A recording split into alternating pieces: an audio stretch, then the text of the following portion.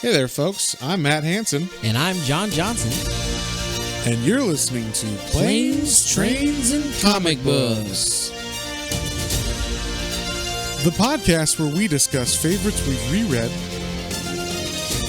both classic and new comics we want to read, and everything else in between. And here's the comic we picked this week. Hey there, everybody. Welcome back to another episode of Planes, Trains, and Comic Books. Today, we are finishing up our Jeff Loeb, Tim Sale quadrilogy. I don't know. Marvel Color Run. Marvel Color quadrilogy. Yes. And that is because Tim Sale passed away about 2 weeks now, 3 weeks Yeah, ago? I think it was like 2 weeks ago now. Yeah, and so we wanted to finish up this run that he did with Jeff Loeb on Marvel characters.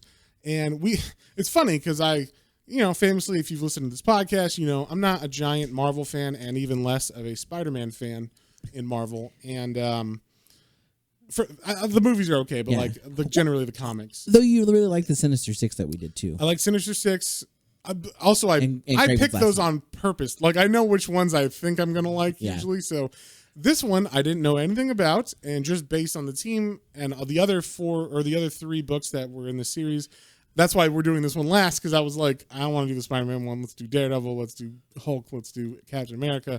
And now this is the last one, and he passed away. So it's like, okay, let's do this one, I guess. And good God, I went in the wrong order, I think. Actually, I don't know. This one ended with a bang, because this was fucking fantastic. One of my favorite Spider-Man books so far that we've read. Definitely. The art was amazing, and the writing was very good as well, I thought. And just in general, I couldn't believe how much I liked this book because, I don't like Spider-Man. So yeah, that's why we're doing it, though. And, what'd you think, like this being the last one, what'd you think of all four of them overall? And where would you rank this one? I would say, without saying exactly what if I do that, I feel okay, let's do that at the end, I guess. Yeah, we'll do that at the end. But okay. I will say, I'm really glad we read all four of these. I'm glad, again, Jeff Loeb and Tim Sale have kind of been like, our unofficial, our favorite duo team on the podcast. So far, and that may be because we've read I looked up, we've read most of their stuff now. There's a couple more Batman stories. Yeah, Dark Victory, which is the sequel to Long Halloween, and then Haunted Night, which is it's not really a sequel, but it's in the same world or whatever as Long Halloween. So and then they both did When in Rome together. The Catwoman yes, story. Selena Kyle When in Rome, and then there's one called Solo. I guess Solo they just did one issue, one issue of a series called Solo, where I think I don't know, does Jeff Loeb write it? Yeah. Oh, okay, then it's just one issue where they write it, so it's only 22 pages or whatever. But we do it all. Yes, you're right. We are going to do, and we do have to do because I saw the thing of it, and then you bought the trade of Challenges of the Unknown. Oh yeah, I forgot about that. You were telling me that's actually not just that's their first one, so I guess we'll see how much how well it pieces together compared to everything else since it's their first one together.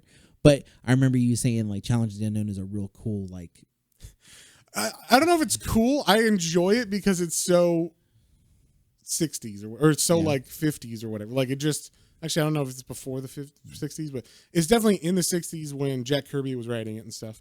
And it's just funny because it's like the Fantastic Four, except they don't have powers. Yeah. So they're just stunt men who are let's be super team. And then there's a woman there who sometimes isn't really talked about at all. But yeah, it's just kind of it's literally the Fantastic Four, but without superpowers. So there's one woman and then there's three guys, and one of them's married to her, and the other two are kind of just there or whatever. and they all have similar personalities. So keep in mind, Fantastic Four Marvel, Challengers of the Unknown DC. Yeah. I believe Challengers possibly was first. I don't know. Really? Maybe. It's Marvel's first family. That's Marvel's first family. But Fantastic Four is really old. Well, I'm going to say this. That the reason why, the X-Men, that came out because Doom Patrol was at DC. Man-Thing, Swamp Thing. Each of them copy each other, but I do believe at this time period, Marvel would be hey, DC has this thing that's kind of weird and it's working, but it's not as clean or streamlined as it could be. Let's do that, but like make it Marvel, and then like Marvelize. Yeah, and so that's why you make it marvelous. Yeah, there you go. I wonder if you ever said that. I want you to make it Marvel. I just Stan Lee in his office. Excelsior. We're gonna do it, but we're gonna make it marvelous. Exactly. That would be amazing. But yeah, so what were we talking about? Oh, that yeah. So anyway, that Challenge of the Unknown is just kind of a unique thing that would never really work nowadays. I don't think, at least, maybe you could get like a writer on it that would change the whole thing about it, like the whole premise of it, that would make it work, kind of like Swamp Thing with Alan Moore or something. But like as it stands, it's just some stuntmen who go around being superheroes, but they're not super necessarily. They just they somehow have funding to like have a base and a mountain and stuff like that. But I don't remember. I don't know enough about it to. I've read some of the Jack Kirby stuff, but it all just kind of drops you at like issue 60 of Challengers of the Unknown. So gotcha. Like, okay, I don't know what happened before this. Well, we'll finish up all the rest of Jeff Loeb and Tim Sale stuff, I'm sure, eventually. But with Spider-Man Blue today, yes, we're finishing out the 4 Marvel colors. We did Hulk Gray, Daredevil Yellow, and Captain America White. Yes. Well, I was just saying, it's unfortunate that he passed and you like definitely couldn't do anymore. I feel like it's weird that there wasn't like a red, because red is such like a prominent color in so many heroes. Yeah, maybe they were doing them as they were going, it's kind of like these all didn't happen within the same year or something. This was like you had one and it did well. Let's do another one, and then that did okay, and then like Captain America White came out when I was at the comic book store. Yeah. So like that was in 2006. This is from 2001. Daredevil was 1999 or 2000. So they're like, no, that one might have been 2002. So this one might have been like the first one, actually. I don't know. Yeah. I didn't look up the dates of when they came out, but or like other than like the order that they came out. But of course, in Marvel or comic book fashion, this is out of print unless you get it digitally. So have fun trying to find it. Actually, I think is that out of print and trade too? Yeah, it's out of print and trade because that's what I. Of course it is. Why at. The fuck else would it? Yeah. Any of these, Tim Sale just passed. Probably before that he could have used the money, but everything was out of print of these for some reason. So, just groundbreaking classics that everybody should read, just out of print for no reason at all. So I don't know what Marvel and DC like to do that. They're like, hey, you know what's popular? You know what people are really getting on? We should not worry about printing that. Yeah. Oh, Guardians of the Galaxy, that was a hit, huh? Oh, where can I get that book? You can't. In fact, we canceled the series before the movie came out just so we could stop anyone trying to find the new comic book series about it. I don't know why they shoot themselves in the foot so hard with that shit, but they do. But anyway, that's why it's kind of nice, and not that this is nice to the creators necessarily, like Alan Moore with Watchmen or whatever, but like at least when Watchmen came out, that book had been in perpetual print since, Alan Moore wrote it in the 80s. So you could always find a copy of that. Like if you're like, what is the source material of this crazy comic book movie? Especially in 2009, you go to see that, you're like, what the fuck is this? What is going on? You could at least go and find that book. Whereas like now it's like, good luck finding the source material for this, because no one keeps anything in print, and they definitely don't plan. And the fact that they're the same company that puts it out in the movie is even more annoying, because it's like, I get it if like Marvel is here and then some other like Sony owned Spider-Man. Yeah, no, but it's their own. But for most Marvel properties, it's the Marvel studio. Yeah. They own it. But even with that, they should know, because we all know when that fucking movie's coming out, right? So like, Spider-Man with Dr. Connors is it? Well, let's make sure we have the trade of him fighting Dr. Connors as the Lizard available. You know what I mean? Like, it seems fairly obvious. Even if you have to have 6 months or a year's notice, you do with movies. So yeah, they tell you ahead of time. Oh yeah, exactly. We get the Marvel layout of like, oh man, these movies are coming in the next 10 years. Yeah, we have 10 years of and even if those get canceled or whatever, well, okay, they go back into print, or we could probably cancel that printing. Or if they print, hold them in the warehouse until they if they remove the release date or something, or they change something. Yeah, well, that's too much forethought, John. So I don't know why, but they just can't handle that kind of organization. Or we're ready to take over Marvel. Is what we're saying. Yes, exactly. Anytime you want, Actually, I would take over DC because I have thoughts. I definitely have thoughts about what I would do if I ran DC, and I know that's like the stupidest thing a fan could say. Yeah, here's what we would do. Here's what I would do if I was an executive at DC.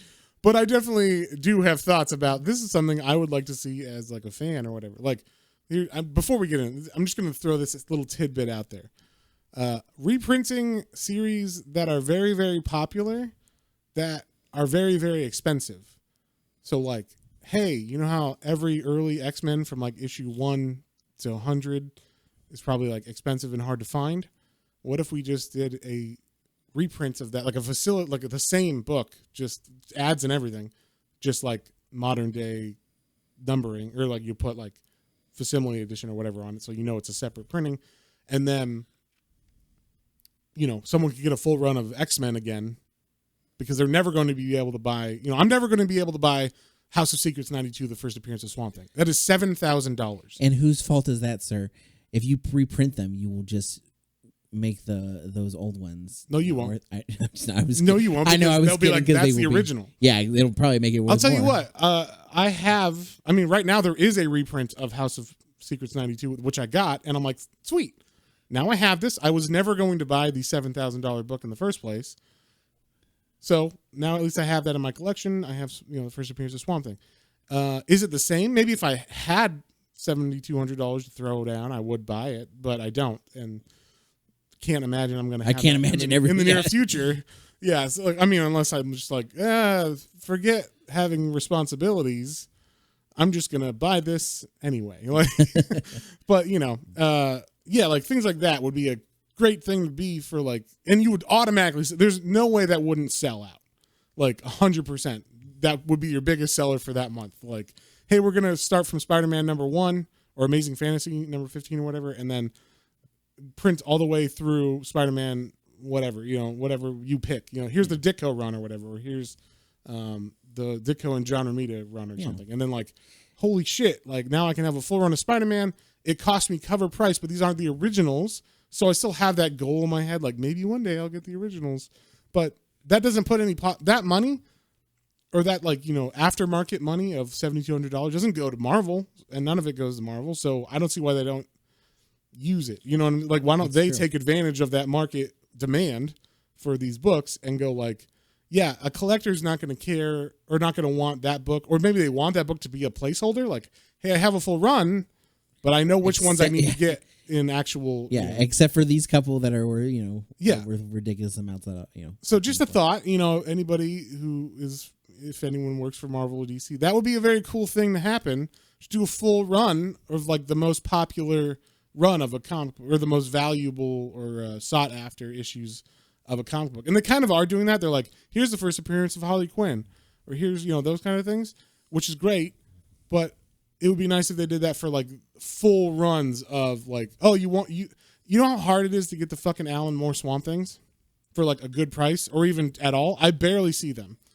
It would be nice if they just, here's all the Alan Moore Swamp Thing run, brought out every month, just like it would have been, and we're making $3.99 on it instead of 75 cents or whatever you want to put it at, $5.99 or something. I would pay that because it's cheaper than anything I'm ever going to get it, and I just want to have a full run of it. Yeah, and you know what? If you have to like make a big distinction, put like you change the price and then you put reprint like underneath. Yeah, they do that already. Yeah, they've reprinted like Spider-Man or Amazing Fantasy 15, which is the first appearance of Spider-Man. They reprint that like every 10 years or something, and they put like facsimile or whatever, but they never go further than that. Like, why don't you do the full run up to a certain numbering, and then if there's enough demand, continue that numbering later on. Like, I don't know why they don't do that, or call it Classic Spider-Man. That's the logo for it or something, and then 1 through whatever. So like they did that with X-Men. A lot of was it like, I think of the issues like from like 70 to 100 or something, or 120 or something, were all like called Classic X-Men. There's reprints of the older stuff from like Jack Kirby and Stan Lee. So like, but they numbered it this like continuing. So it's like, that's weird. It's like a double of it. So you could just do that, but like have it actually be like just reprints of it. And so whatever. Anyway, that was my 5 cents to you comic book company owners or whatever. So Matt's advice. So yeah, rant over. Yeah, exactly. So anyway, Spider-Man Blue. Let's get into it. So this was just like Daredevil Yellow. It was like told from actually all of them have the same kind of straightforward or like this. They all have this gimmick. I'll say what it like of there's a character like Spider-Man or Hulk or I guess Bucky and Captain America. Yeah, it was Captain America with we were talking about Bucky. Yeah, Bucky. And Daredevil was talking about Karen Page. It's the main character is like reflecting back on their life, talking about the things they love about the person who died.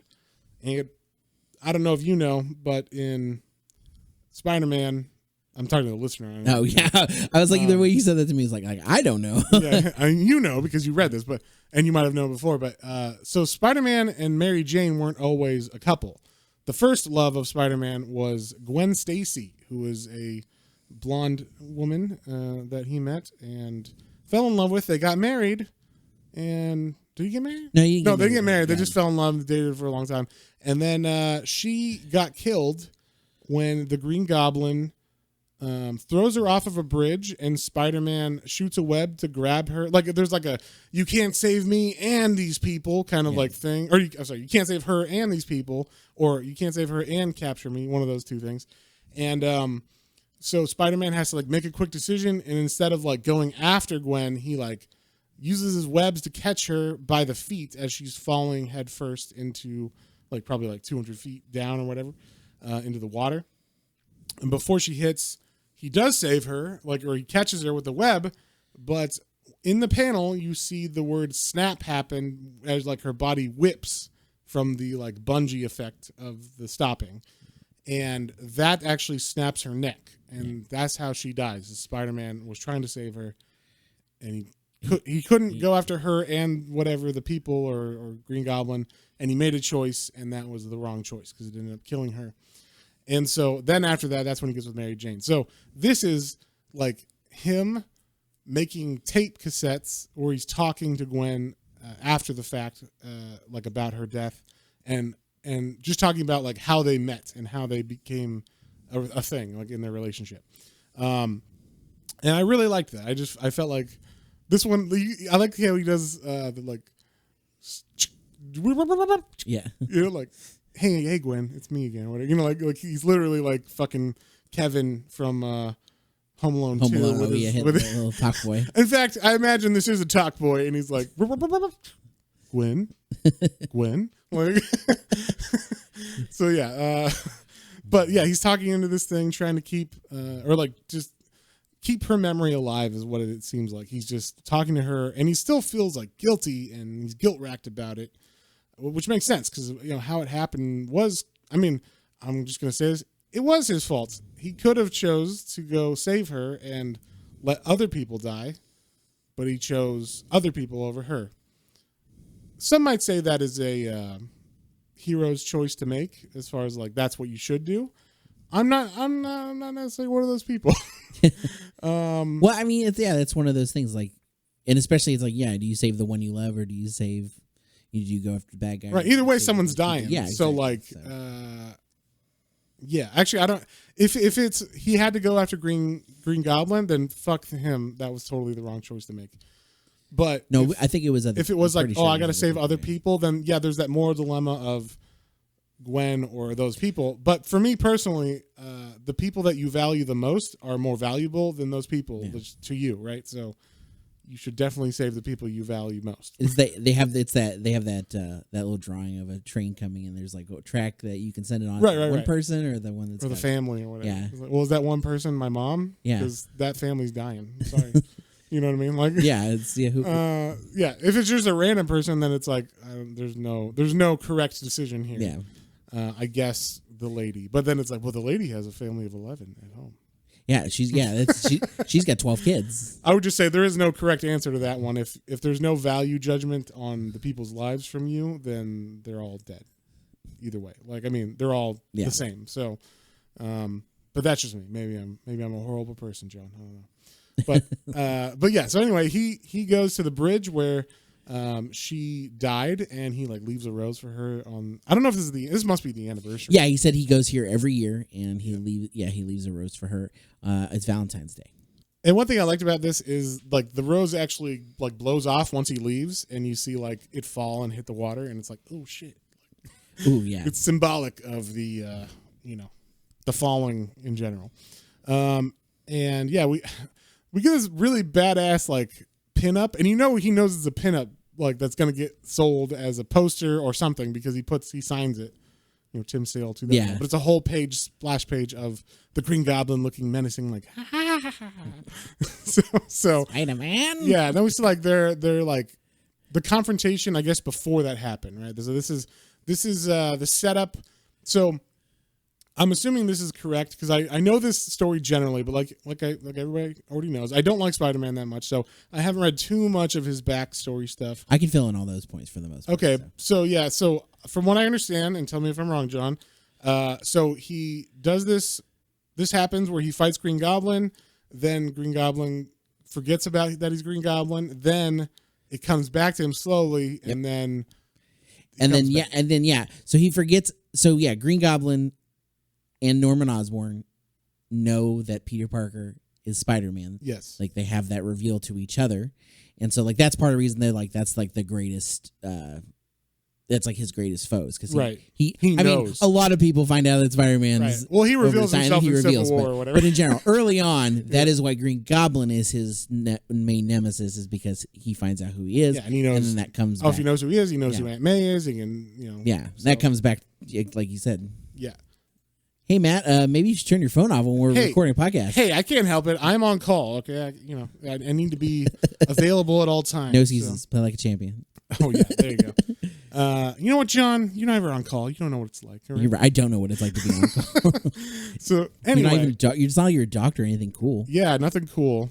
I keep those doctors cool. It's true. I guess that's important. Yeah. All doctors out there, how important is it to keep operating rooms cool? Yeah, got to keep the power on. Yeah, exactly. Matt keeps the light on for Anyway, exactly. I changed those light bulbs.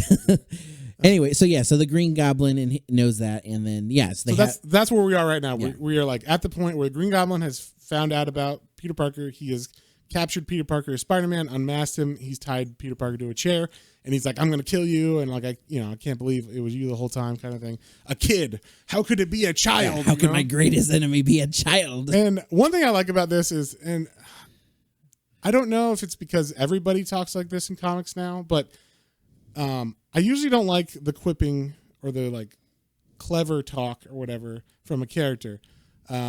I know Spider-Man was kind of like the original, so I give him a pass usually on that kind of stuff.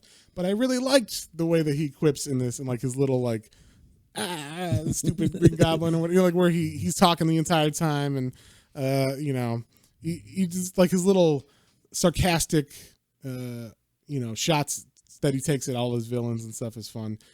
As opposed to like nowadays where like fucking Wolverine will say that shit and I'm like, don't stop it. Please stop it. I don't want to hear Wolverine say anything other than bub and smoke a cigar. Like, I don't care. I don't want to hear him be like, making clever remarks or sarcastic things. I think they all have done it a little bit to extent, but none as much as... No, but I mean like, okay, every now and then like a funny line is fine. I'm talking about like every issue. Yeah. No, I agree. Yeah, because I was like... Wolverine, I know, called Beast like names at points. He'd be like, yeah, but that was like one person, and it was that's not how he would say everything. It was just a Beast. So it was like characterization more than like we all talk like we're in Buffy or something. Like that's true. Yeah, that's the problem is everybody's trying to like copy Joss Whedon talk or whatever for every character. So that's one of my pet peeves. But so anyway, back to this because.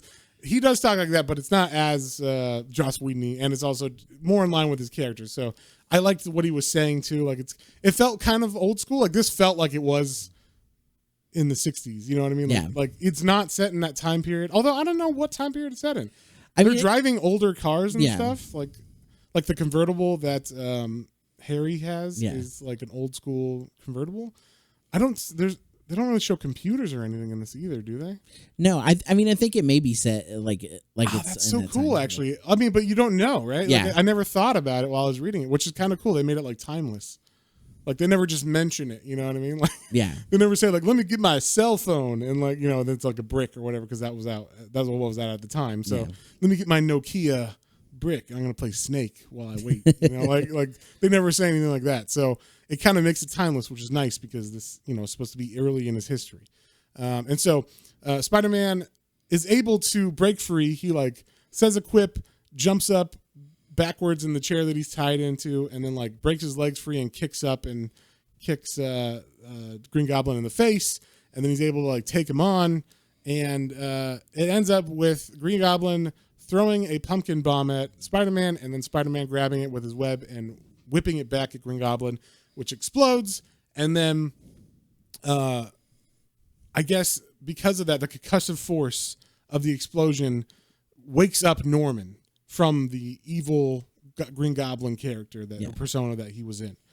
And so Spider-Man, thinking quickly, throws the costume in the flames of Green Goblin, and then pulls out Harry Osborn as the fire department Norman Osborn. It's because Harry becomes him later, obviously. But yes, but yeah, not in the story, but in general. Also, I love Norman Osborn's hair. I don't know.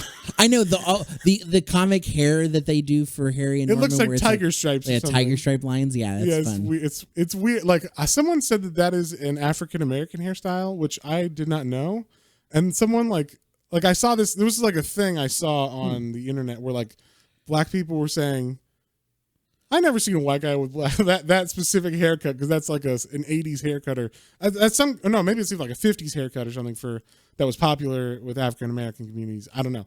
I just heard that and I was like, interesting. Like I wonder why they went with that. You know, that's a very like classic Norman. Like Osborn look like that's been in the comics for a long time. I think maybe it was interpreted as this haircut, but it's not supposed to be. It's just supposed to be like he's got red hair that's wavy, but it looks like lines, red black.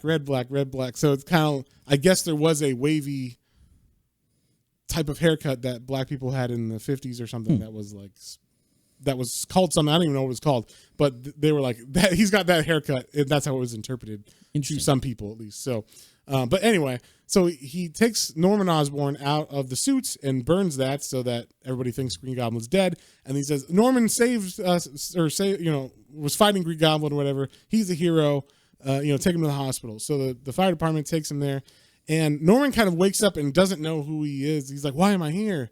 Who are you, Spider-Man? Or like he doesn't remember that Peter Parker's Spider-Man. And there's this whole thing. Then we they take him to the hospital. Then we cut to Peter Parker at the Daily Bugle where he's talking to J. Jonah Jameson. And this was a fantastic J. Jonah Jameson, I thought as well. But it's like Peter Parker, he's a freelancer, right? So I thought this was funny. This is like a line specifically, I think, aimed at comic book publishers because they would do the same thing to freelancers where you don't get a paycheck on Fridays. You get a voucher, or you have to turn in a voucher on Friday, and then you get paid 2 weeks after that. Yeah. So like Peter Parker's like, hey, I got these pictures of Green Goblin from last night. Can I get paid today? Because like I need the money. And then J. Jonah Jameson's like, no. That's not how it works. You get a voucher and then you turn that in. And then from the day you turn that in on Friday and the next Friday you turn that in, you get paid 2 weeks after that. And it's like a 3-week process to get paid for the picture that you gave him today. And so, he's not happy about that. Peter Parker's kind of like, this is stupid. And eventually, the other, I don't know if this guy's like Robbie. Yeah, no, Robbie. I don't remember if he's like, he's an editor. He's not. Yeah, he's just under Jonah. Right? Yeah, exactly. He's Jonah's right hand man. He's the senior editor. Senior editor, I guess. Yeah, whatever. So he goes to bat for Parker, and he's like, yeah, let me see what I can do. I'll talk to Jonah about it. And apparently that works because after this point on, Parker gets money for his photos more regularly at least. And they're still like talking between Jonah and him about like, really, you want to get paid again? Didn't I just pay you last week or whatever? Didn't I pay you 2 weeks ago? It's like, yeah, every 2 weeks I get the money for it or whatever. So yeah, there's that like back and forth, but it seems like he's getting money more regularly. And the whole time this is going on, we're getting the talking into the cassette narration. And that's like, he's talking to Gwen Stacy like in first person or whatever, or in first person, whatever it is when you're saying you. I guess it'd be the second person because you're like, it was so funny when you did that. You remember, you remember Gwen when that happened? And specifically this whole time because he's just talking about Green Goblin and Harry, Norman. He's saying like, I have this chance. Like, this is where I realized I made my first mistake, because it would have been easy to like basically let Norman die in the fire too, right, with the Green Goblin, but he didn't, and he realizes like. That was like the first big mistake. Although, like, it's one of those things. He's like, he felt bad because Norman woke up from being the Green Goblin, and he was like, he said he made her remind him of his Aunt May because he was like scared, didn't know where he was. He was talking about Harry, where's his son? Yeah. So it definitely like it pulled at Peter's heartstrings to and he realized this is not a trick. Like he really doesn't remember who Green Goblin is or Spider-Man. And he cares about his son, and he said, "Oh, that reminded me of how Aunt May would talk about me." So like I knew it wasn't fake, and so that's there. And the reason why he says that is later on we know what happens. So, so we now that Norman is in the hospital, Peter Parker goes to visit him because I guess he says like, "Oh, I'll get some pictures of Norman in the hospital for the paper," and then he goes there. And I thought this was interesting because this kind of seemed, I thought this was like a plot point they were going to bring up of why Harry gets mad at him, but Harry never really gets mad at him in this. No, there's a couple points where he should have got mad for what Peter's doing or whatever, or at least what's going on with Peter and the two women who are infatuated with him. Yes. And Peter is not friends with Harry Osborn in this yet. Like they know each other, they're acquaintances. Yeah. Harry hangs out with Flash Thompson, who's kind of like the bully to Peter Parker. And also in that group is a girl named Gwen Stacy. And she automatically, when she sees Peter at the hospital, she's like, who's that? And this is them not in high school, by the way. This is them after high school. They've graduated. So Peter is he's not going to college yet. I think maybe he is going to college. I don't know. I think he's going to college, but maybe this is because he's working with Connors later on. So maybe he is like an assistant or something at the college or whatever, at least for science, or he's going there for at least classes. It doesn't. Yeah, it doesn't. This doesn't focus on him going. Yeah, I don't think we ever see him actually at school, like in class or anything. So, but either way, him and Harry are not quite friends yet. So when Harry sees Peter there, he's like, "Oh man, thanks for coming." Like. No one else really came, and it means a lot. Like, I know we don't know each other well, but that it really means a lot that you came here to say hi to to check on my dad and me. And Peter's like, yeah. And then you see his camera in his hands as he's walking away that like Harry didn't see. So it was like, is Harry going to be like, why was find out that he was just there to take photos of his dad like in a hospital, which would be pretty upsetting if you were like, he's my friend, and you find out the first time you met that you thought like built your friendship was actually him just like getting photos of your dad in the hospital, which is kind of fucked up that he would like sneak in and get like an invalid man like like held up in the hospital. Norman Osborn beat up by the Green Goblin. Yeah. And so that's kind of like just their first meeting, and the first meeting not only of Harry and him but also of Gwen Stacy and him. She doesn't meet him, she just sees him and he looks back at her and she's looking at him. So they lock eyes and they're like, oh, like what's that feeling? Who is this person? Yeah. And then so then we cut to him at home with Aunt May, and you can see he's kind of growing up. He's out of high school now. He needs a car or some kind of transportation, and he gets he wants to get a motorcycle because it's cheaper, I guess, and also way cooler. Babes love motorcycles. Oh yeah. Totally. And so he does end up buying a motorcycle, and he's looking pretty snazzy on it, and he sees Flash Thompson and Gwen Stacy walk by the dealership as he's buying it, and so he's like, hey guys, he rolls up after he's done buying it, and he's like, anybody want to ride?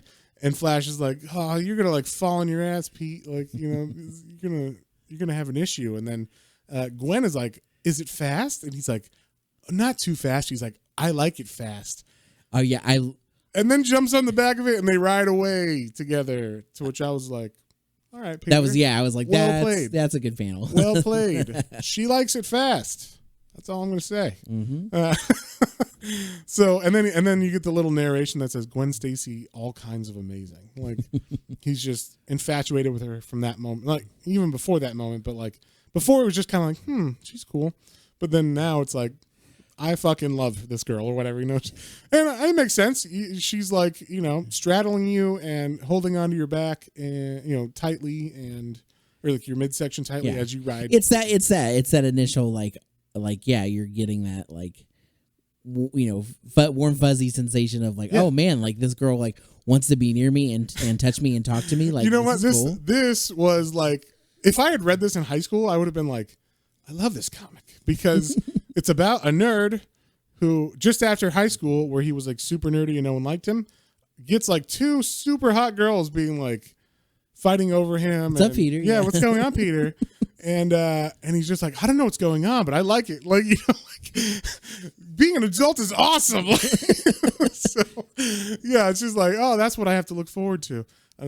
So I just thought that was funny. Like just being out of high school makes Peter so much cooler, because he's able to buy a motorcycle. He's able to kind of stand on his own 2 feet. He's probably more confident too because he's been Spider-Man longer. Yeah. So, but then at the end of this issue, we see someone ringing the doorbell, and we can see it's a woman. And Aunt May answers it, and she's like, "Oh, Peter's not home." And she's like, "Oh, well, tell him I'll see him some other time." But we don't see who this woman is, but we could guess just by who it might be. Yeah, who it might be, and because we already met Gwen Stacy, and then kind of a little bit of the talk because it's like this character is very much like, "Oh, that's okay. I got things to do anyway." Yeah. But I'll check on him later. Yeah. So if you don't know, we'll just spoil it. This is Mary Jane. Yes. Who is like the niece of one of Aunt May's friends. So that's why she stopped by also to like introduce herself, I guess. She's new into town or something. And she's like, "Oh, I just wanted to say hi, May. And thanks for hanging out with my grandma or my grandma, my mom." Mom, I guess. I guess mom, yeah. No, it's got to be her grandma because Peter is the same age as her. Yeah, that's and right. May so is older. So whatever. I don't fucking know ages. So anyway, that's like the introduction of her, but we don't see her. She's silhouetted out against the sun, so we don't see who she is. Another thing I was going to say about this issue or this comic is that the graphic design element of it, meaning like for fashion and like all of the covers are very like 60s mod looking, I guess is what you'd say. Yeah, it very much felt like that British like like Last Night in Soho. Or yes, perfect. Yes, that's the most new movie that I could think of, or like Austin Powers. Yeah, just that British fashion like 60s wave of like pop color. And, pop fashion or whatever it's called. So. It's got that feel, like the cover. But we're not fashionistas, so we don't. Yeah, I don't know anything about fashion, and nor do I care to. But like, when I saw this, it was very graphically intriguing or whatever. Like, pleasing. Pleasing. There you go. That's a word. That's the word I was thinking of. So it grabs you, when you see it. I liked it a lot. And that continues not just on the covers, but also in the dresses and stuff that the girls wear. Not so much the guys, just the girls. What they wear very, very much feels like. Yeah, cause the guys have like suits or like they just look like 60s guys. Yeah, like, Flash always has his Letterman. Yeah, he's his old Letterman jacket. He still wears his Letterman. Still wears his Letterman. That's how lame Flash Thompson is. So we start off the next issue with Spider-Man reading about himself in the Daily Bugle. And of course the Daily Bugle is like, this menace to society, Spider-Man. Spider Menace. Yeah, and so we see some other guy approach after Spider-Man leaves, and he wants to read the paper too. And I didn't know who this was right away. I don't know about you. I had a feeling just because of the wardrobe. Yes, there's you could see a little bit of a fur around a coat, and I was like, I wonder. Yeah, and he's got like kind of a flat top or whatever. So I was like, okay. I'm not sure 100%, but they don't reveal him until the end, but they give him like silhouette all the time. So I was just like, okay, that might be this guy. But basically it's Kraven the Hunter who's out for blood, apparently. Like he wants to hunt Spider-Man. I don't know if this was actually how it happened in the comics, the original ones, but we find out later that he is studying all the different battles between Spider-Man and his villains, like Doc Ock and all those. I don't know how he has footage of them, but he like literally has like football footage kind of. He's studying all the plays that these guys did wrong, and that he's going to use that to fight Spider-Man at the end. And I really liked how he makes a mistake at the end, but we'll get to that. Yeah. But yeah, so we see that, okay, this is actually the real bad guy in the shadows, but in the meantime he's still fighting other bad guys because we get introduced to like Dr. Connors, we do see like a school. They are in class together. So. I forgot there was a class. That's right. Yeah.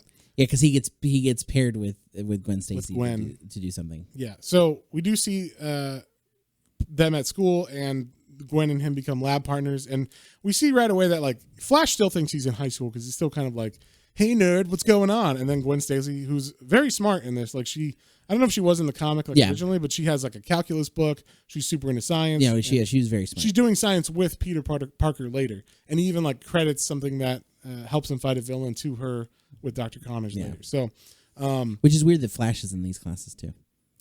Or maybe he's just hanging out. These are just basic classes, right? Maybe it's just science 101 or it's physics or it's chemistry. Maybe. Obviously. Yeah, so maybe. Okay. These are just this is the first year. You know, you gotta do what are the prerequisites? Yeah. So, then we see we cut to I guess the courthouse where the Rhino is gonna go on trial, and they're like, why did like there's two guards who are literally like they're looking at his glass cage that they have him in. And there's like sleeping gas, I guess, in there. And they're like, why do they bring him in here? You know, like that seems kind of stupid. And why does he still have his suit on?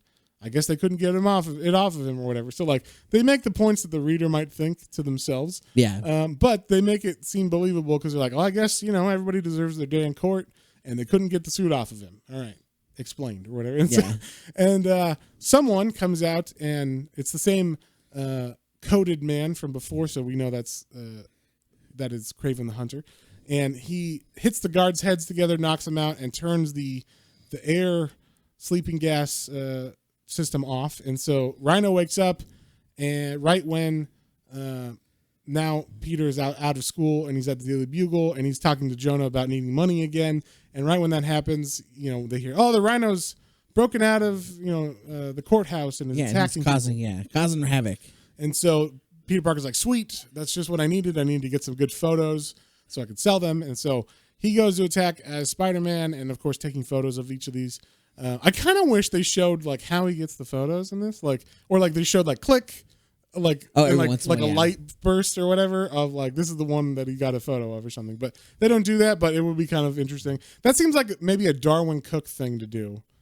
Like, graphically or something. Like it seems like that's something he would do as opposed to Tim Sale or something. Yeah. That I could see that, like you have a couple panels of fighting and talking and then one panel where there's probably no words and it's just like you see like an extra flash around them or something. Yeah. That was fun. Yeah. And then you see like the next day in the paper that's the photo that they used or whatever. So so Spider-Man's fighting Rhino. He's doing pretty good, but he does say that he needs to like make it like good, like he needs to make it last long so that he gets the good pictures of like struggle between him and Rhino. And also, not only that, but Rhino is a very powerful character. He says he's the most powerful character he's fought so far, like as far as strength and speed, I guess. So, and in this fight, he actually gets a piece of Rhino's suit that broke off. And I didn't know this, but apparently the suit is actually some kind of like bonded polymer or something that bonds with his cells, so you can't just take it off. It's like once it was on him, it's on him, and it's like basically another layer of skin now. Yeah, it's a layer of like not indestructible, but like super tough. Yeah, they say it's like Kevlar, skin. But that's like literally like a rhino's hide or whatever. Yeah, and I guess just under that, he's just a buff, strong, fast guy. I don't think the suit gives him any properties, or does it? I think it enhances him a bit, but maybe it's not. Yeah. Okay, so they don't say that in this, but. Peter Parker takes that little skin sample to Dr. Connors, who at this time is recovering from being the lizard. Yeah, he's been the lizard at some point. Yeah, they mentioned that he did his, like Spider-Man feels bad for him because he did this experiment to regrow his arm. It ended up costing him his family a little bit, so they're kind of separated at the moment. But his family's supposed to come visit later on, and he's very excited about that. But also, once again, I would not give up my family, especially their safety, for what essentially would be like, Peter Parker could do this himself probably, or at least show him how to do it while you're standing there and not touch the chemicals. But they make note to say that Spider-Man makes Dr. Connor have a choice of, well, if you do this with these chemicals, it seems like it's similar to the what happened with you to the lizard, like this bonding thing or whatever. So like, if you get some of this on you while you're trying to solve this, like this way, because they decide, hey, maybe we can like come up with a catalyst that will separate his skin from the suit and make it fall off of him or whatever. So Connors is like, okay, but if I do that and I touch those chemicals, it might make me turn into a lizard. And Spider-Man's not like, oh, well then, yeah, of course we don't want that to happen. He's like, well, I guess you got to choose, huh? Who do you want? Who do you care about more, your family or the Rhino? Or the people, the people of this town and the rhinos. Yeah. I have to fight him. And basically, I felt like he kind of guilt-tripped Connors into this, but Connor's like, you know, it's fine. It's fine. Yeah, you're right. My family isn't as important as the Rhino crime spree or whatever. And so, so like they decide they do it, and we see the next scene is the next fight. I guess. No, so I think what happened is that was a flashback. Is that what that was? No. That was, I think, the Rhino. Like as they were fighting, he like crashed into a building, and I guess he got like it was under the rubble and knocked out. And Spider-Man's so he took a break. Yeah. Oh, okay. And that's the way I took it. Is like he took a little break in this fight. I felt like when I read this, it was like he got him down, but he got away from the police or something. He thought he was down for the count, and like the police were going to show up or something, but that didn't happen. He escaped from the police. Then he was already on his way to Dr. Connors to figure this out. Then he came back. Oh, it could be that too. Something like that. They don't really explicitly say why Rhino is still on, a rampage even after he fought Spider-Man. But Spider-Man comes equipped this time with the catalyst that Dr. Connors made for them or for him. And it's like you could tell it's different webbing because it's like a brown looking liquid or a tan looking liquid instead of the regular white spider webs. And he sprays it all over Rhino, and Rhino's like, what are you doing? Like, this isn't going to do anything to me. And then actually Rhino, I think, causes the catalyst because he throws Spider-Man into a hydrant, which covers him in water, and that water mixed with the webbing that has this catalyst catalyzes, I guess, or reacts. Reacts or to it, has a reaction. It has a reaction, and the suit begins to melt off of the Rhino, which is great. For some reason, and I never thought it was like in the Amazing Spider-Man movie where the Rhino is like a suit that he wears, like a mech suit or something. Yeah. But he just seems way bigger than a person could be. So I was just assumed, like, I don't know, maybe the suit is like it bulks him up or whatever. But no, it's just kind of a layer on top of his bulk. So he's a very large man, just in general, I guess. I mean, it makes me think of like Juggernaut. I would say the Juggernaut. Okay, he's a pretty big dude too. I can see that. Because obviously his head isn't as big as the bowl on it, but in general, I don't know. I haven't seen him take him off. You've seen him. But that's what I was gonna say. But like the Juggernaut is still pretty big dude. Like definitely like even the Blob. The Blob is like a really like. Yeah, that's true. I know he's fat, but I figure those are mutants, so like there's a reason why. If this dude is just a guy in a suit, kind of makes me feel like he's a little too big. But whatever, it's a good design because he's imposing. So. Yeah. But yeah, like I said, the suit melts off of him, and then he's able to get arrested by the police because his Rhino suit fell off. And of course, he's like, "What the fuck?" Like it's like his identity just came off of him or something, Like no. So I thought that was funny. So he goes home. And he had made a study date with Gwen Stacy at school. He's like, hey, we need to work on the science project. She's like, why don't we make it, 5 o'clock tonight or whatever? He's like, all right. So he got all snazzed up for it. He got his suit on. And he goes down to see Aunt May. And Aunt May's like, wow, you look great. Like, you're all dressed to the nines for her, huh? And he's like, how do you know what I'm doing? How do you know, like, why I'm all dressed up, basically? And she's like... No, because I know I set it up or whatever, And he's like, "What?" And then the doorbell rings, and we see someone answers the door, or Aunt May answers the door, but who's there is Mary Jane, and she lays it on heavy right away. Yeah, she says her famous line of "Face it, Tiger, you hit the jackpot." You hit the jackpot. And my wife has still never said that to me. Not once. I don't know why. They don't say it. It's never like the comics. It's never like the comics. So, that'd be nice, if you're listening. Yeah, if you just happen to listen to this episode every once in a while, just lay a comic line on me like that. Yeah. They're never going to. It's fine. Yeah. Anyway, I'm just sad. Melissa's never gonna get that purple Catwoman suit. No, unfortunately, I bought it. She just won't wear it. it's in a suitcase in there. That's amazing. Sarah will never give me a Mary Jane line or wear that Princess Leia slave outfit. No, we can't call it that anymore. Oh, but Princess Leia, Jabba the Hutt. Jabba captive power woman outfit. Yes. Empowered woman outfit. You know what it's what is it? It's the metal bikini. There you go. That's what you say. Okay, there you go. Anyway, So this is one of those panels though when they fully reveal her, like the outfit. I mean, it's it's definitely forming of her body. So sure, she's in a dress that is very form fitting, but that makes sense because she's supposed to be like an actress or whatever. Yeah. And but it looks cool because it very much is like, wow, yeah, she looks very fashionable, and it's a really cool panel. I mean, basically, Tim Sale just knows how to draw ladies in tight clothes. That is what I've come to the conclusion of after reading all of these books. Tim Sale can draw one hell of a lady in tight clothes, or just in general, he can draw one hell of a lady. So, he meets her, and he's kind of dumbstruck when he meets her, and I thought this was kind of ridiculous, just personally. Like, I mean, I guess it's a different time, or Peter Parker's an idiot, or whatever, but he. Instead of being like, hey, like, it's great that you came over and my aunt invited you or whatever, but like, I got a date thing with another girl that is, kind of working out to be something. It's not quite a relationship yet, but it's something. And instead, he invites Mary Jane to meet his friends and Gwen Stacy because I guess they go to like a diner first or something, or that's what it feels like. Am I wrong on that? No, I think this is previous. No. I think what happened was Gwen Stacy and him made a study date on a later date, but this is like, oh no, that doesn't make no. I guess maybe he was just going to meet them at the diner and he was dressed up for it. But they do make a study date as well. So like that's when they're supposed to be one-on-one later. That's what it is. Yeah. Okay. So this was just like him inviting, I guess because it's a group, so he didn't think it was going to be that big of a deal. But here's a little tip for you guys out there, or just anybody. Well, actually, I don't know. This might be a guy thing. I don't know.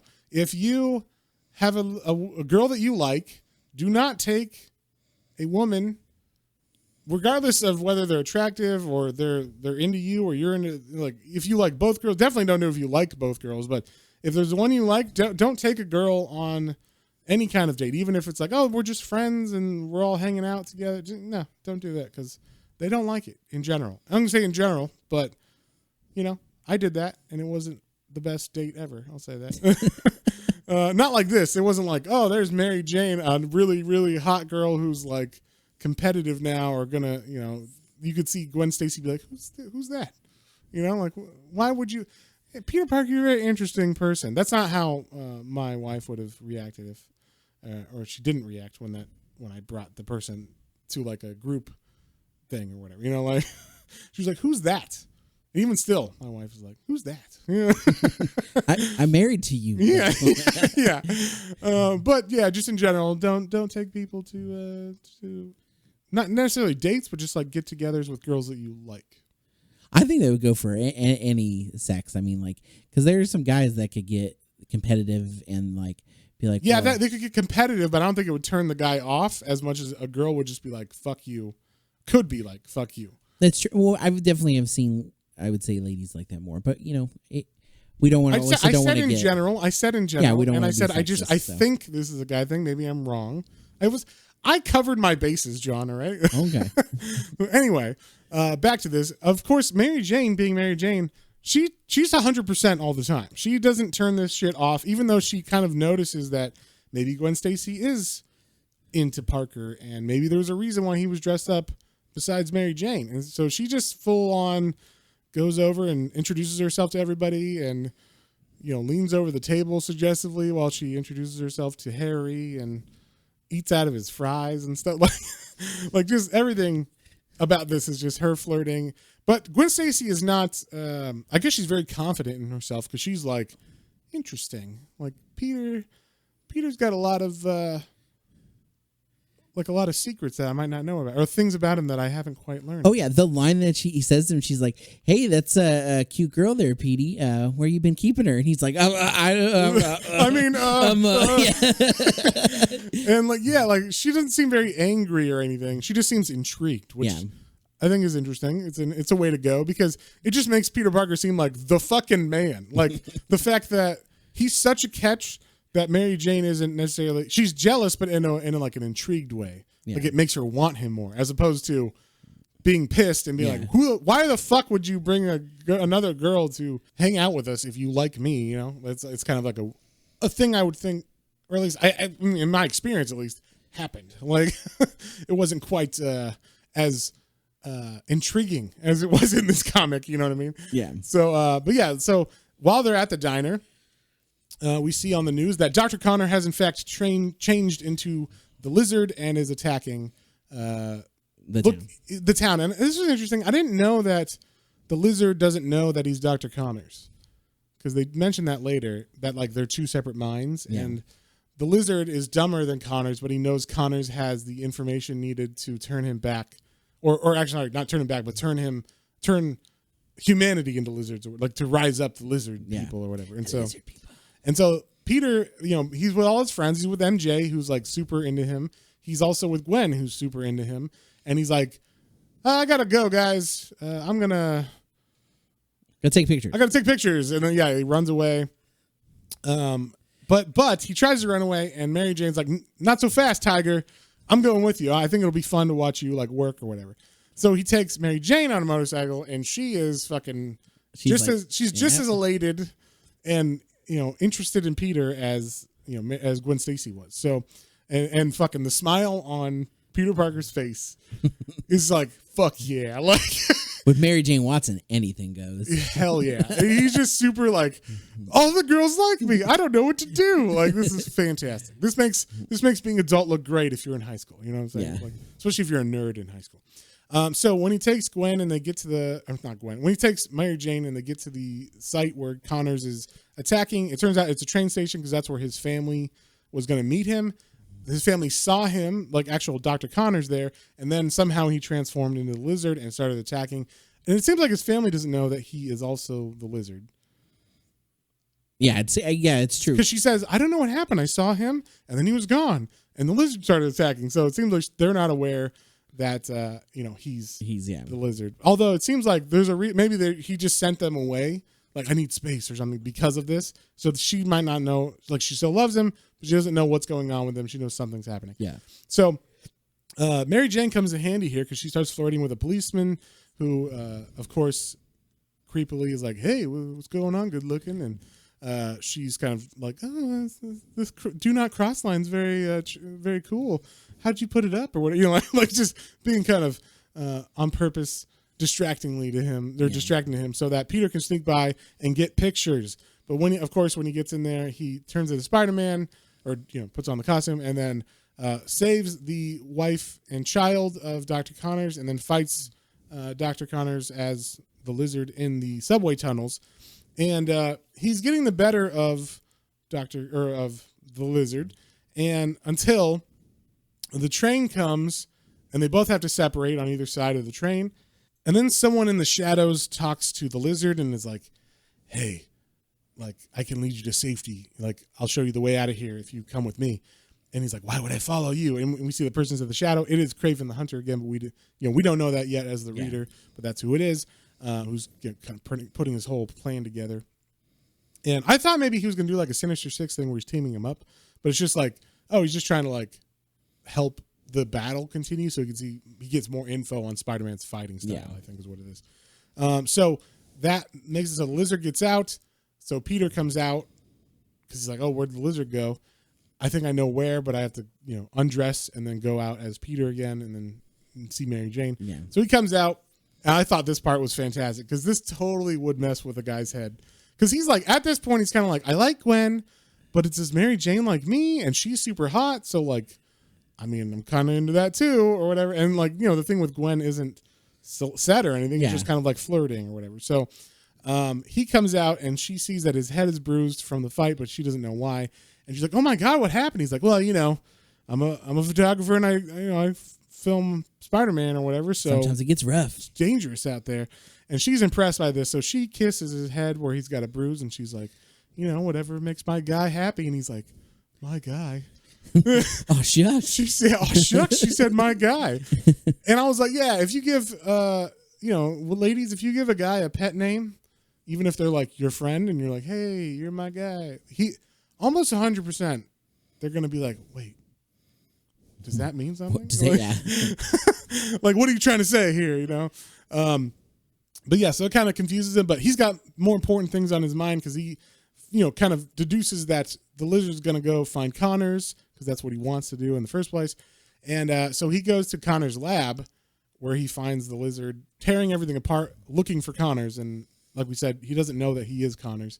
So Spider-Man has a fight with him again and is able to. This was funny. He like the way he defeats him, I thought was good. He like sprays nitrogen on, or like a liquid nitrogen on him that cools the lizard down, which I was like, that would just fucking kill him. But, you know, it's a comic book, so it just cools him down enough so that, you know, lizards are cold-blooded. They slow down. He slows down. And then as the family, I guess, once they left the scene of the fight, you know, with the lizard, they were like, well, let's go see Daddy. And so they go to Connor's lab and they knock on the door, and Spider-Man's able to get the restorative formula and inject it into the now sleeping Connors, and then he transforms back into his human state before Spider-Man undresses. Or no, Spider-Man doesn't undress. He just answers the door and is like, hey, we're just here talking to each other. Like, no lizards here. And like, nothing going on. And so then Connors, of course, knows who Spider-Man is, or at least that Spider-Man knows who he is. Yeah. And so he just says, like, as Spider-Man flies out, that's a real hero right there, because, you know, he's happy that Spider-Man helped him, you know. And so then I thought this was like the point where I thought, oh, they're going to show Harry go bad or something. Yeah. Because Harry is at home, or at Peter's home when he gets there. And he's like, hey, what are you doing, Harry? He's like, hey, I had something I wanted to talk to you about. He's like, oh, shit, like, what's going on?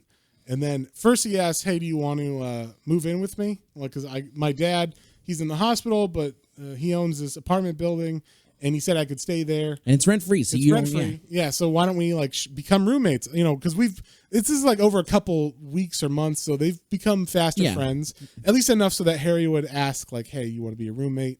And Peter's like, "Well, let me check with Aunt May, but you know that sounds cool."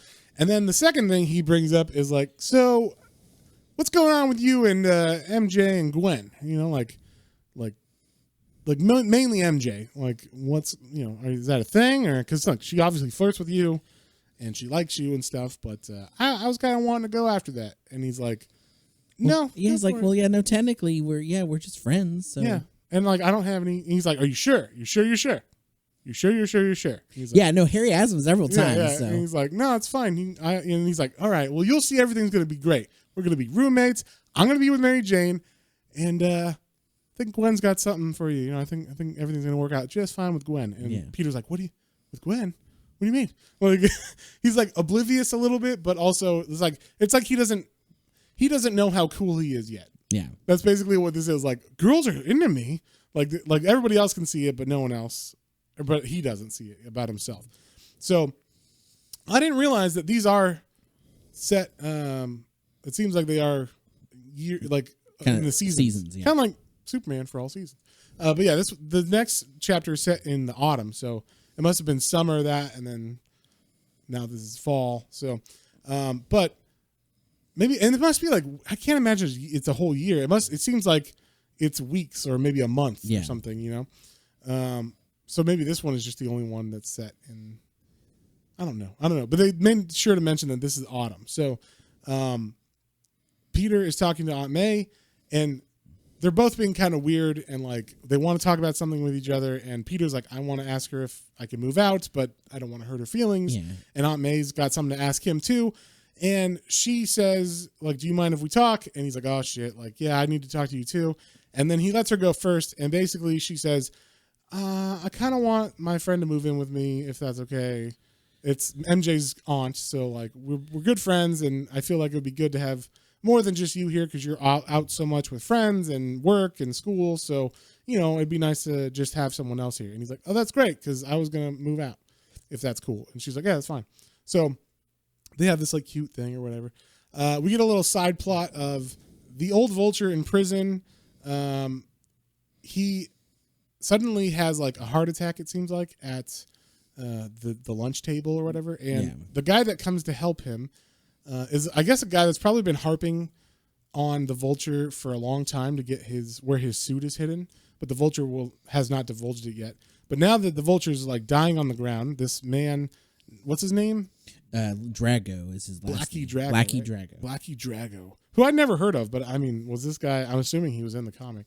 This is actually that's the only character I hadn't heard of either. Oh, so maybe he was like a short-lived Vulture, or maybe they added him just for this story arc, because he does get defeated soon or whatever. So, but either way, he goes up to the Vulture who's having a heart attack, they think, and he's like, tell me where it is.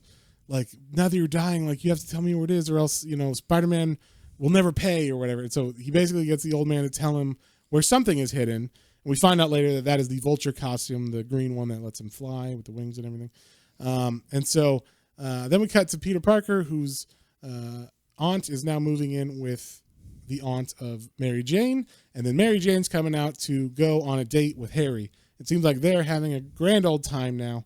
They are going out and they like each other, but also like MJ is still flirtatious with. But again, I think that's the thing about her personality. Like you said, she's always on, so she's flirting with everyone. Yeah. But if we're going out, I would kind of hope that would get curtailed a little bit. If she goes where the party goes, and yeah, they make sure that they actually point that out in this, that she is. I mean, they might be going out, but they ain't going steady, if you know what I mean. They're just having fun right now. So, and that's why I thought, oh, maybe they're setting it up for like Harry to get jealous, but they're like the whole time Harry's just like, you're my best bud. You would never do anything to hurt me, right? Yeah, never, ever. So anyway, we cut back to the prison at night now.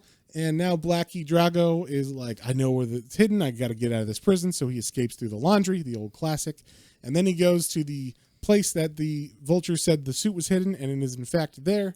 And it seems like the police were on to him pretty quickly because he gets the suit, and then police are there right away. But he flies off before they could do anything. And then we cut to the night that Harry and Peter were supposed to have like a kind of like a housewarming party. That's what it's called. I was gonna say welcome home, but it's a housewarming party. And Spider-Man is I guess he's going there from being Spider-Man, like he's about to swing into his apartment. But before he can do that, we see on the inside, I thought this was funny, Flash, like, and he's like this in the movie too, which is nice. Yeah. It's kind of like one of the few things that's actually like comic accurate, that like the MCU like Spider-Man movies are like really, they kept or whatever. But like this whole scene or the idea that Flash Thompson is Spider-Man's biggest fan, but the biggest bully of Peter Parker. Yeah. And so Flash Thompson sees Spider-Man fly by the window. And he's like, oh my God, guys, it's Spider-Man, look. And they're like, what are you looking at? Because he flies by, and then they don't see him. And then he's like, no, I swear he was there. And then he's like, I'm going to sit here and look at the window until he flies by next, or like another time. And he's staring at the window, and then they say, like, stop it. You're being ridiculous. And he turns his head, and he misses Spider-Man flying by again. And he turns back, and Spider-Man's gone. So it's like a fun little gag that they have in there. Yeah. But Gwen's here, and MJ's here, and Harry, and of course Flash Thompson. So they're waiting for Peter there to get there to kind of kick it off. And Gwen and MJ are very understandable about him not being there, and also like they're very like happy to be friends with each other, which is also interesting. I don't usually see that with two girls that were in. I mean, I don't know if you saw someone who you knew was into another person, but then now you're dating them as well. It's like, well, maybe because she sees MJ with Harry, so I guess. But I would still feel like, maybe it's just my insecurity, I would still feel like, yeah, we're not best friends. I'm not best friends with the guy that they're just at a party talking and having a good time. All right, yeah, they're partying, they're dancing. But Spider-Man, before he can land and like become Peter Parker and go into the room, he's still like about to land on the building, and then his spiderweb gets cut by the new Vulture, and they begin to fight. And then this scene was pretty cool because it's like intercut with the party, and all his friends are like, "Where's Peter? He's such a flake sometimes." And then like Flash is always like, "Man, Pete, he's a loser," or whatever, Yeah. And I mean, MJ's like, "Yeah, he's probably out taking photos," and they're like, and, it's pretty dangerous. Pete, and you're like, yeah. But they're like, it seems like they're understanding, like, oh yeah, it's pretty dangerous. He's trying to get money. Yeah, I feel like they're understanding, but they're also like, what are you gonna do? Because that's what he does. So. Yeah. So at the end of this fight, it seems like Spider-Man actually dies, is what the bad guy thinks, but he does not kill Spider-Man. He just leaves Spider-Man on a roof, like knocked out, I guess, concussed, and then Spider-Man wakes up and he's like, whoa, that was crazy. He gets there late to the party. Like, he goes down to the party still, but everybody's gone because it's been a couple hours. And he shows up, and Harry's like, well, you're kind of late to the party, but, better late than never. And this is where I thought they were kind of showing a rift growing between them, but they never do. They never like fully go there or whatever. So he just kind of like says, Pete, you flake or whatever, like, can't believe you didn't make it to your own housewarming party kind of thing. Yeah. But Harry takes Peter to the apartment, and I guess he's never seen it because he has to tell Harry like, hey, it's a nice apartment. But he's all beat up, obviously. He's concussed. He goes to sleep. Which is smart. Yeah. And then we see on the roof where, you should always go to sleep after you get a concussion. Just that's what the doctors say. And we're being sarcastic. So yes, do not do that. Go to the doctor. Yeah, go to the ER. But then we see on the roof where his body had landed. We see Craven looking at the spot, and he's like, he is not dead, but the stupid vulture thinks he is, kind of thing. So he is aware now. And then Craven goes to the hospital where the vulture... The old original vulture. The old original vulture is in convalescence now. He's dying on a bed, Gargan. basically. No. Gargan's Scorpion. Who's the... I don't know what his name is. It doesn't matter. Okay. I was blanking for some reason. Keaton. Michael Keaton. Yeah. Well, no, that is the right character name, too, but I'm blanking on the name. I don't remember what his name is. But anyway. Adrian Toomes. There you go. And so Craven breaks into the hospital ward where Adrian Toomes, the vulture, the old vulture, is dying in a hospital bed. It turns out he did not have a heart attack. He was poisoned by Drago, and it made it look like he was having a heart attack. And so that's why he gave him a secret. So Craven. Kelsey Grammer walks in. Yeah, there you go. Oh, no, I'm sorry. Wow, that's Frasier. That's Frasier. Wow, Frasier. I went a completely different show. Kramer is a man we don't talk about anymore. No, we can't talk about him. He had a rant a long time ago. Kramer walks in the door. Yeah. No. Jerry, what's going on? Anyway, so he goes. Craven comes in the window. Comes in the window, talks to Toomes, tells him, hey, you were poisoned by that guy, by Drago. I have the antidote. Here you go. I like that he shoots a blow dart instead of just like injected to him. He shoots a blow dart into Toomes, which he's so extra. Craven. Yes. Craven's just like, no, I do everything crazy. I do everything. I am crazy. I am the hunter. And so then we come back to Peter, who's still like, sick. He's actually sick because he got a cold as well, but he's still not feeling good from that fight. And Mary Jane comes in with the most graphically designed dress ever. Like I said, all the dresses that the girls wear they stand out, and she's got chicken soup that she made. So that's what I'm saying. Like, if you have a girlfriend and another girl who she knows was like hitting on you brought you chicken soup before your girlfriend did, your girlfriend would not be okay with that. Yeah, that would be a little weird. That's for sure. She'd be like, who the fuck is this girl? Who is this girl? Yeah, and also, you fucking her? Because she brought you chicken soup, but you'll bring chicken soup to nobody, like for no reason. You know what I'm saying? I don't know. Some people do. Some people kiss friends, and then it's not a big deal. Yeah, not at all. So, I don't know. But anyway, some people rub each other. Wow. So anyway, MJ comes in, brings him chicken noodle soup, like flirts with him. And literally feeds it to him. And then as she's feeding it to him and flirting with him, Gwen comes in and seems pretty okay with this. She's like, what's going on here? I brought you Huck Finn to read to you. And I would be mad at as Gwen because MJ's been there feeding him soup. You don't know for how long. Yeah. She comes in to say like, oh, I want to read you Huck Finn because that's what your aunt told me. I did like that because he's like, Huck Finn, my aunt used to read that to me when I was... My uncle. Our uncle, yeah. And she's like, huh, that's funny. Your aunt told me that your uncle used to read that to you. Yeah. So, I love the little back and forth dialogues, especially in this scene particularly. Yes. And this is where the girls seem to be like at odds with each other, but it's not, that doesn't last. Like they seem like, all right, like it's just, I don't know. Like, it doesn't seem like they're... I think it's because of this, because they're having that moment a little bit of each other, and then Peter sees the vulture in this old vulture out the window, and he's like... no, it's the new vulture, and he's got a bag of money. No, I know, but yeah. But he's like, I should get some rest, trying to get them to go. And I love... This 3 panel is my favorite in the comic, even with all of the Spider-Man, like, super villains. I knew you were going to like this. Yeah, because it's got both Gwen and Mary Jane, and they both have this look of, like...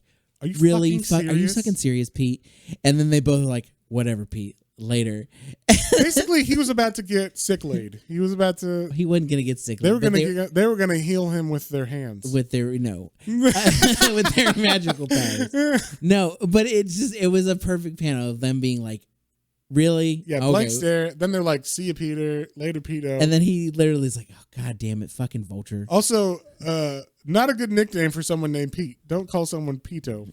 It's just Pedo is. Yeah, it should have just been Petey. Well, Pedo is a slang word in Britain for pedophiles. So, but if you say it fast, it's P-E-D-O.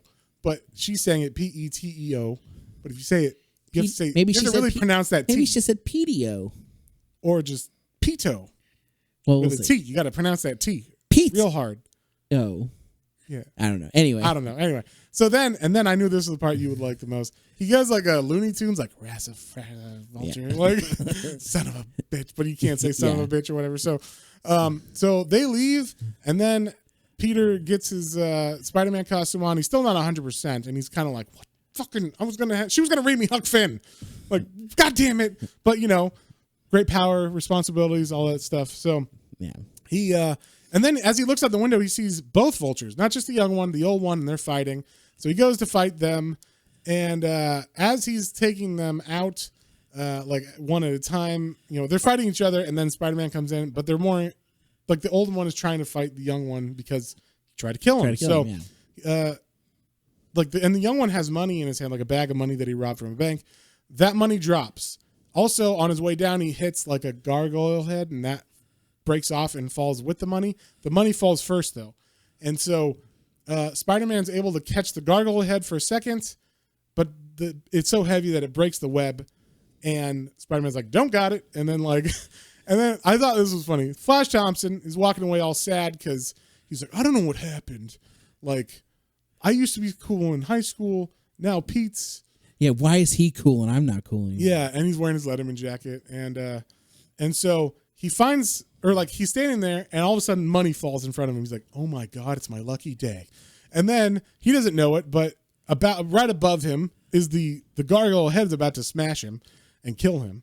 And then luckily Spider-Man saves him, and he sees that he was saved, and then he's still got the bag of money, which I thought was funny. Like, that doesn't drop. Yeah, no, he's able to pick him up. And then Spider-Man has like a heart-to-heart with him a little bit, where Flash is like, oh my God, you saved me, and I'm like your biggest fan, and you're the best, and you're so cool. And Spider-Man's like, yeah, despite what the Daily Bugle says, I'm a good guy. And he's like, yeah, no one believes that shit. Like, we're all 100% behind you, Spidey. And then Spider-Man makes sure he says, hey, like, I got to go take care of those guys, but, if you're really a fan, take that money back to the bank and don't, all of it. Don't take any. And Flash Thompson has like a moment of clarity where he's like, you know what? Like, look at that kid. He's young like me. You can tell by his voice and his mannerisms. Like, he's a young guy like me, but I don't do anything even close to as meaningful as that. So I need to do something meaningful. So he leaves it, he's going to get his life on track. That's where we leave him. And then Spider-Man goes to both Vultures, fights them. I like how he takes one Vulture, he like messes with the suit, the wiring, and then grabs hold of the wings and forces one Vulture to fly into the other Vulture. Yes. I really enjoyed that. Again, just classic like Spider-Man feel of, quips, and then the way he manipulates and fights with his villains. He finds the little weak points of things. Yes. I thought the next page was funny because the way this could read, because they don't say like a week later or anything, they just cut to this scene that is in the same apartment and Parker's still sick or whatever. So it could be because it's Flash Thompson announcing that he's joining the military because he talked to Spider-Man and he got all revved up about his life and stuff. So he's like, I'm going to do something meaningful. I'm going to join the military. This could be, the way that it is, other than Flash Thompson wearing a turtleneck now instead of his Letterman jacket. You could be like, wait, did he like walk back upstairs, put on a turtleneck shirt as Peter walks out of his room and he announces, I'm joining the army, like right away? But I think obviously this is supposed to be some time later, like a week or whatever later. Yeah. And now Flash is, he's very much taking his life seriously. Then we get a scene of someone, Kraven the Hunter, we know, looking at Spider-Man, or looking at Peter Parker outside of the window. So he knows where Peter lives now, knows where Spider-Man lives. And he's sniffing Spider-Man's suit. Which, a piece of the suit, his suit. Yeah, so he's got his scent because Kraven is a hunter. I am the best hunter. Yes. And so I thought this was like a really good reveal of like how he finds Spider-Man and then like how he gets MacGuffin, or like how it fucks up. So we see in the last issue of this, Kraven watching footage, or pictures at least, of maybe they're the pictures from the newspaper. Pictures from the newspaper, instead of because we said footage at the beginning. Yeah, but we don't. It shows a reel to reel though, so I think it is a movie, but it could have been just a projector because I think there's a projector too. Maybe you could think there could be news on site. Maybe there's some footage of that kind of stuff. Either way, he's watching footage of Spider-Man's fights, and he's like, "Now the hunt begins." I know the vulture, the lizard. Ready. Yeah, the lizard, the rhinoceros. Now the hunt begins. Yeah. I mean, like we said, like I kind of had a feeling it was Kraven. Yeah, now we know it is. But then with that popping up there, and then like you kind of see like the main thing of his costume, and you're, oh man, like it was a good reveal. Yeah. So then we cut to Peter Parker and Harry, who are. It's Valentine's Day. We find out, and someone sent Pete a Valentine's card. We don't know who, because it could be either of the two. They've kind of set up. It could be either. But Harry, and this is where I was like, if I was Harry, I'd be pissed, because it seems like maybe him and Mary Jane aren't like still going steady. It's been a while. Maybe they're just kind of dating. He's not sure where they're at. It doesn't seem like she wants anything more, because he's still like, I need some of that Parker charm or whatever. Like, and he asks Parker if he can borrow some of his aftershave or cologne or whatever. He's like, I need, like not all of us, us mere mortals here. You got girls crawling all over you. I need some of that. So it seems like maybe Mary Jane has said like, look, we're not a thing officially. Yeah. Like we're just having fun. We're just having fun. Why do you got to put a label on it? Yeah. And Harry's like, it's because he probably thinks, because obviously she flirts with Parker as well. Hey, she's into him too. So he puts on some of Peter Parker's cologne, and I didn't think anything of this. Nope. At all, which was this very rarely happens in comics, where they set something up like that and then it pays off the way it does, where I'm like, oh my God, that's genius. It's very simple too. So you should know it, but you don't think about it. So then there's a ring at the door, and I guess we're having a Valentine's Day party. Mm-hmm. Gwen Stacy shows up.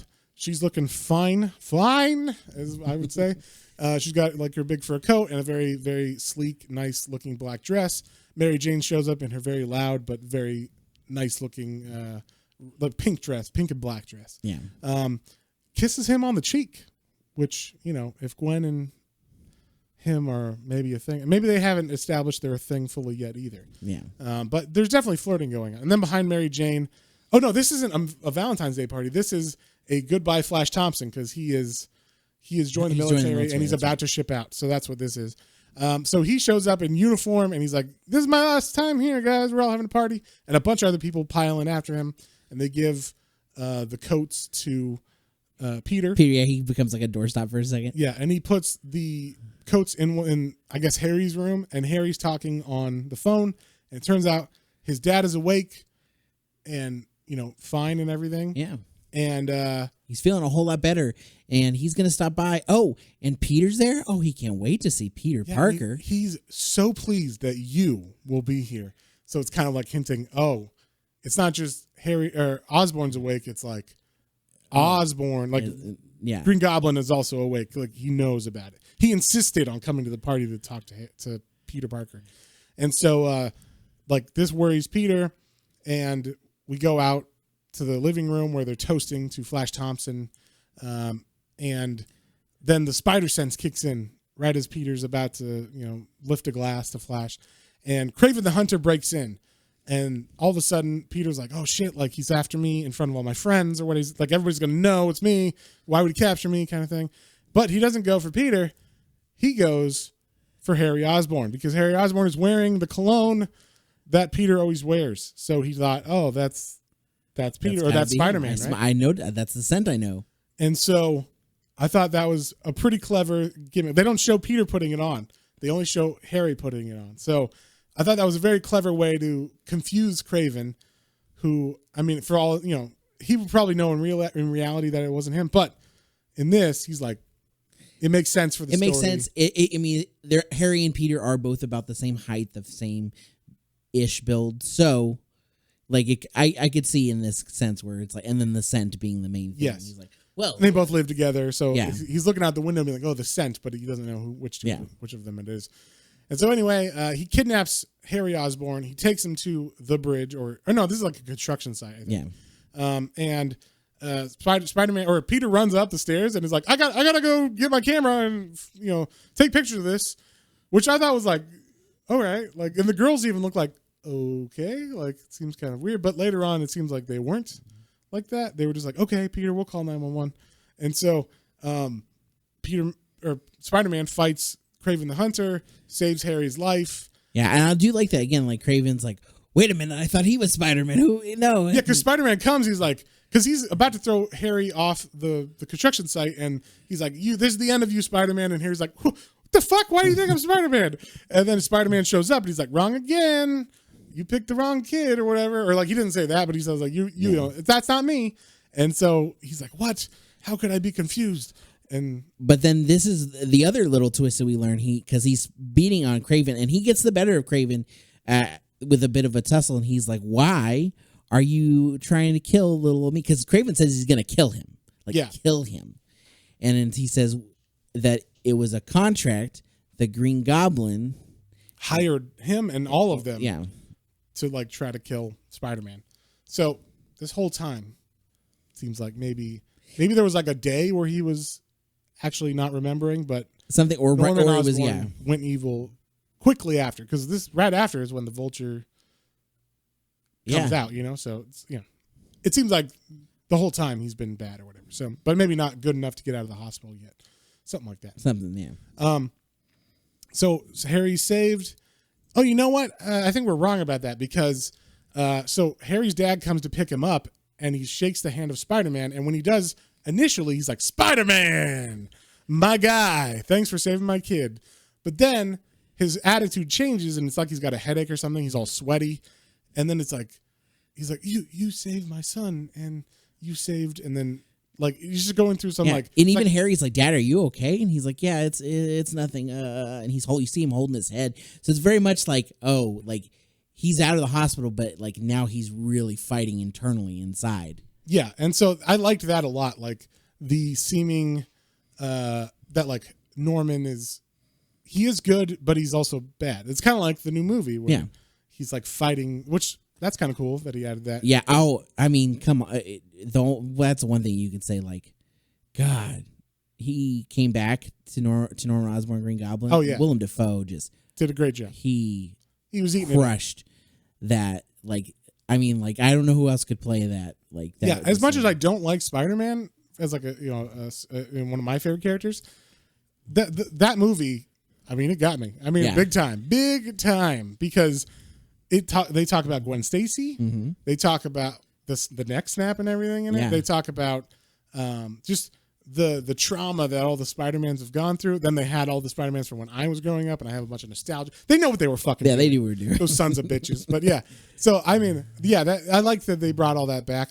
But anyway, back to the comics. So Spider-Man comes home. He's changing, or like Gwen, I guess, stayed, after he left. Yeah, everybody else had left because the party is over, obviously, from the interruption of Kraven. Yeah. But it's obviously later, and Peter comes back, and Peter's in his room, and he's unchanging from his outfit. He just takes off his Spider-Man outfit, and he's putting on pajama pants. He is shirtless, which I think helps the situation. Yeah. And Gwen is like, Peter, like everyone's gone home, and I thought I heard. And he's like, just a second, and like he's putting his Spider-Man mask away.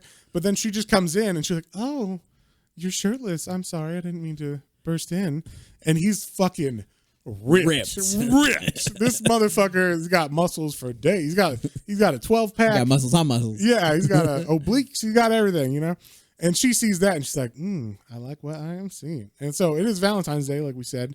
And she sits down, and she's like, oh, did you get one of these Valentine's Day cards? He's like, yeah, but I don't know from who. And he's like, she's like, maybe you should read it. And she looks at him, and she says, Peter, will you be my Valentine?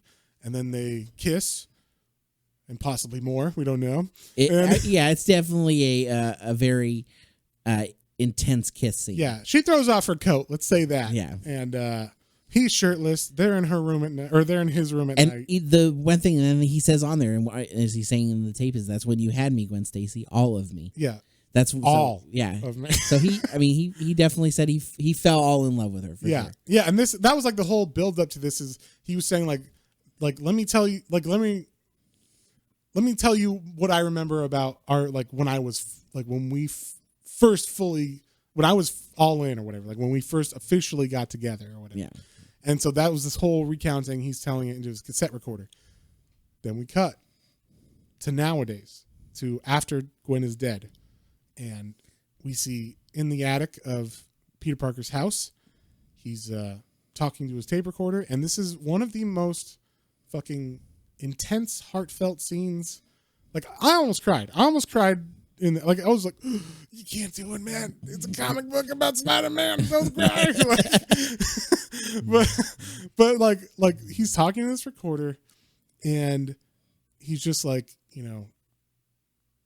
remember. He's telling her, I remember everything. The night of your funeral, he's telling her he feels bad that it's I know you'd want me to move on, and I have, but I still feel kind of bad about everything. And he says, Gwen, I don't think Mary Jane Watson could have had a serious relationship with me until she realized how much we lost when you were gone. Later, she would become my wife, and I had to learn to love again, and she taught me how. So he's kind of this might be the first time he's telling Gwen that he's married to Mary Jane now, and he's with her. That's what it kind of feels like. And not only is he telling Gwen that, in this recorder, but Mary Jane hears that and is like, Peter? Because I guess she walked in to see, but quietly walked in, so he didn't know she was there. Yeah, so, because basically he's finished up and she's like, oh, how long have you been standing there? What did you hear? And she's like, long enough. And he's like, oh, I didn't mean for you to hear that. Because it's kind of one, he's opening up his true feelings to Gwen, which isn't necessarily meant for MJ to hear. And that could be taken wrong. Yeah, exactly. He says, if you hadn't died, I don't think MJ would have been mature enough or ready to ever have a real relationship. Yeah, she was so 100% all the time. Yeah, just a fun girl. And he was obviously in love with Gwen, and so it was. Yeah, that's the underlying thing. But also, I think it's just MJ would not be the type of girl he would be able to marry without Gwen dying, which is hard for him to say to Gwen, but it's also maybe hard for MJ to hear because, I'm sure she liked herself back then. What I mean? He's talking about her not being back then ready to be in a relationship kind of thing, which it did seem they set that up with Harry and everything. Yeah. So she's, now she's more mature. She's like, hey, it's fine. I understand. Hey, will you do me a favor? Say hello to Gwen for me and tell her I miss her too. And that's when I was like, you son of a bitch. Yeah. Because we see he's got stacks of tapes that obviously he's done this every year since she died. This is the 6th year, it seems, after she's dead because there's labeled 1, 2, 3, 4, 5, and he's on the 6th one. So it seems every year he makes a tape for Gwen talking about something of their relationship. Yeah. And this year he was talking about how they first met and when he knew that they were going to be together. I can imagine this is pretty much the only kind of therapy that Spider-Man could do because who can you can't tell anybody that you're Spider-Man. True. You can't talk. So if you talk to a therapist, eventually that therapist is going to find out who you are. He's going to Dr. Hugo Strange you. Yeah. So, and then that person will become a Spider-Man villain. Yeah. So. Hey, they should totally do that storyline in Spider-Man because might as well. I mean, it works for Spider-Man, and even though it would be a ripoff of kind of you could do it differently enough, to not copy Batman storylines or whatever. Yeah, that would be kind of a cool storyline, I think, or a new villain. The therapist, the terrorist. I don't know. The rapist, the now-rapist. I'll take the rapist for 300. It's therapist. Anyway, that's an old SNL joke for you guys. Yeah. But yeah, so we see he has those photo booth, pictures where they're all in sequence and they're all together, little wallet photos. And we see them together laughing, and she's slyly looking at him, and then the next one's them about to kiss, and that's the end. And God damn it, that was so hard hitting. I had to like take a break and like not think about anything for a while. I was just like, that made me, like I said, almost cry. I was like, oh my God, like this was fantastic. So, with that being said, John, what did you think and what would you give this? Well, as we didn't spoil it ahead of time, I will say this was 100% my favorite of the Marvel, if not of all of the work that I've read from them. Like, I fucking loved it. And that's because I love Spider-Man. Right. And this hit me in so many ways. It made me nostalgia for the 90s show. It made me like... It did that to me too. Yeah. It's like a perfect comic for a general Spider-Man fan. Yeah. Who knows just enough that they know the references, they know, the villains and stuff. It hit on everything. Even the villains, like they didn't show him fighting there. There were one or two towards the end that Craven still saw him fight like Doc Ock and stuff. Yeah. I think I actually used that for our thumbnail. So I tricked you into it. He's only in a panel, but good job, John. Either way. But man, I loved it. I loved the again, obviously all the art is just absolutely fantastic. I love the covers on this one, especially covers of like Gwen and Mary Jane's face with Spider-Man kind of swinging by.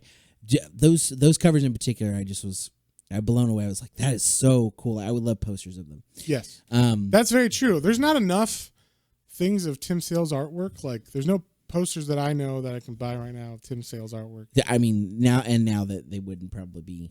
I would think they would be, because now his name's in the... No, I mean, like, they once again, Marvel would put out something. Stuff, yeah.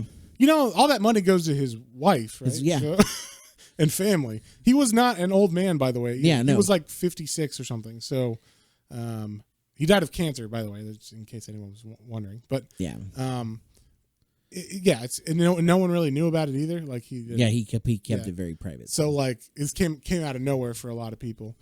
So it would be nice, because I've heard tell that he was a little bit not bitter, but like disappointed in the comic book companies for not caring about the stuff that they put out very much. And I can say fully that go fuck them, because all of these books, even the ones that were like lesser, they were all good comics.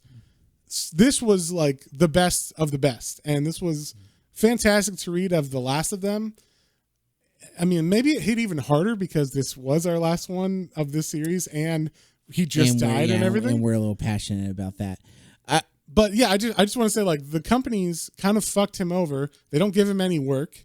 He's very much a legend, and they're not interested in paying legends anything. You know what I mean? Like, they don't want to have these. They say, "Oh, your style's old." This style is fucking timeless. Yeah. Like, Tim Sale is a goddamn genius, and he should have been on a book monthly all the time, or making big maxi series that sell awesomely with Jeff Loeb or whoever. You know what I mean? Like it's a shame and a crime that he was not on a book more often, because I know, at least from what I've heard of people that talked about it online, they did not give him work barely ever, and he was very upset about that. So like the fact that he did these kinds of things and they're like, nah, we're good. Yeah, it's like, what the fuck? That's a crime, because it's fantastic. Yeah, and then of course Jeff Loeb absolutely wrote a wonderful story. All of the dialogue, all of the inner. This is one of the best ones. Yeah, and I'll say that too, particularly because I do remember. So I'll rank them, and then I'll tell you because I went back to listen to make sure I knew what scores I gave the other ones. So I would say that Captain America White was my least favorite, and we talked about that at the time, because that one was just it didn't quite have the feel of Cap that I know and love, because I think it felt more like the really old Cap, and he's changed enough. He's changed a bit, yeah. And then Hulk Gray, even though I think Hulk Gray until this one was my favorite of his like take of the characters.